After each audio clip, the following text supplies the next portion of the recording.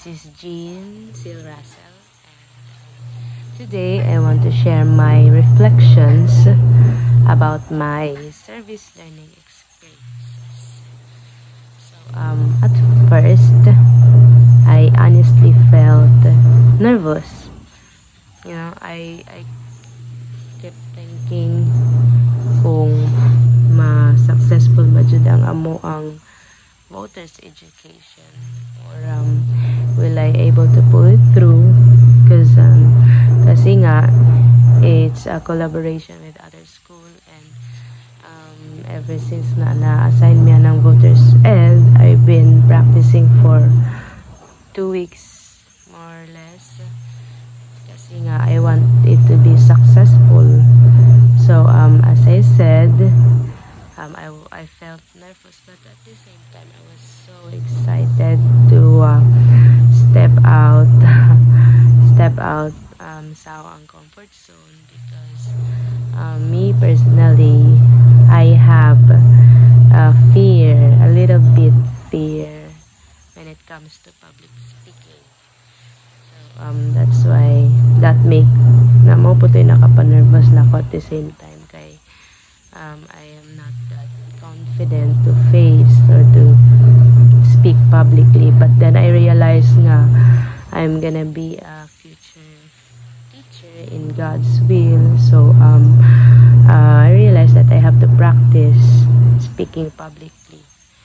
So yeah, well, during the voters ed, smooth raman siya sa first, but then yeah, I realized nga dapat we must have this kanang connection, no, every time nga makipag talk ka sa daghang tao, that to make sure nga na naminaw ba jud ng mga estudyante nimo, and you have to keep an eye to eye para sa mo na ako ang feeling manggod nako kung makig-eye to eye ko, ana na ko ma-realize kung naminaw ba jud ng tao nako or wa.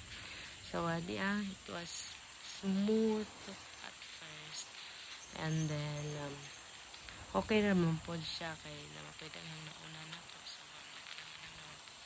wala akong ka-full back, kasi nga naglibog akong lawas kung dapat ako makulbaan, kasi nga actually it was my first time speaking in public like that. Naman ang wala ko maanan. Then yeah, it was smooth, not until of course kung may smooth ma-face mga challenges. But then sa ako is, I guess that day was not for me. Mara po tayo akong masulti no nga dito siguro para na ako itong adlaw. Yeah, kasi kanang it was smooth not until I dropped the name of Marcos. And then yeah, sa totoo po talaga was not aware na di man di ay pwede mag-name drop, kasi during some demonstration sa school daan, I was name dropping Marcos, and then yeah, unfortunately walay libat, walay maski mga classmate wala sila libat lang, maski bawal mag-name drop. So para sa amo tong na kuan na po ko na siguro okay lang, kasi wala man naman nagsasabi, diba? So yeah, I was pulled by my professor. Actually, during some speech, I was punta ko matuto, but then giputol na lang nako, kay naka-feel naman po ko nga na there's something wrong. That's why nidong ko sa likod, kaya patawag ko nag-name drop ko, which was very very wrong, especially na tada ako sa name sa school, and me honestly I felt guilty about that, kaya siyempre nag-name niya sa name sa school, and then okay naman ito ang tapang program na nabuto sa first ako may pagbasag sa smooth nga flow sa ako ang voters ed. So I really felt guilty, and I really felt sorry, because wala man sa nakakatulog na mag-name drop ko, because kung na-aware lang dito nga bawal, then why would I do that, diba? Kung alam ko lang na mali yun, bakit ko naman gagawin? So, yeah, hindi ko po alam. So, I'm really sorry for that. I said naman din po na next time na lang ipatawag ang meeting or something like that. I was I'm really willing to apologize on my behalf kasi ako din naman ako kasi doon. So really to apologize sa principal sa mga any violent reaction attended. I really hope kanang let's say wala kayo nakadungog ito yung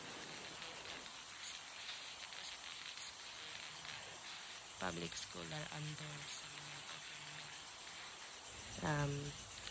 Yeah, that was very wrong. But then, after that, I realized na when it comes to sharing voters education, nakuha na ko na bawal na mag-name drop. We have to be neutral. And then, actually, before pa man ako nag-name drop kay ni Marcos, di ingon naman po na ko daan nga dili ko anti-Marcos, dili po ko anti-Duterte. Actually, I was just pinpointing kasi yung topic na napunta sa akin was all about politics, candidates. Ang ahora pong gipinpointed to kung kanas if that specific candidate was their platforms achievable or realistic, which ang akong gihimong example is katong 20 kilos rice ni Marcos. For me, I don't think it's achievable.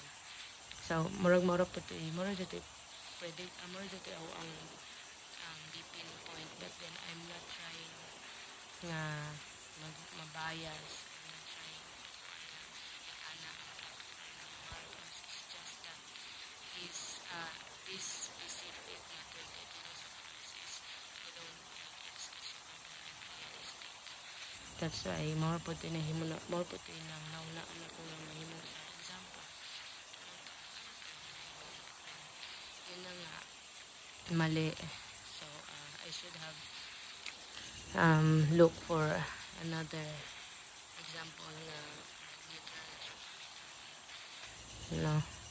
So yeah, after the voters education, kahit ano din naman yung nangyari, I was really great to experience that kind of opportunity kasi learn from my mistake. As you said, Sir Jay, yeah, we have to be neutral and then learn to actually ang ako nga pong tinog may naka-consult to kay me personally yung anak gid akong tingog but din dili wala ko nasuko pero kani siya nga tingog normal ra gyud siya maski pag makipag-talk ko everyday daghan jud po maingon nga aggressive kay kog tingog but then yeah, as you said Sir Jay, I have to change that because I'm gonna be a teacher. Yun po ang sabi, hindi niyo po ba di ba?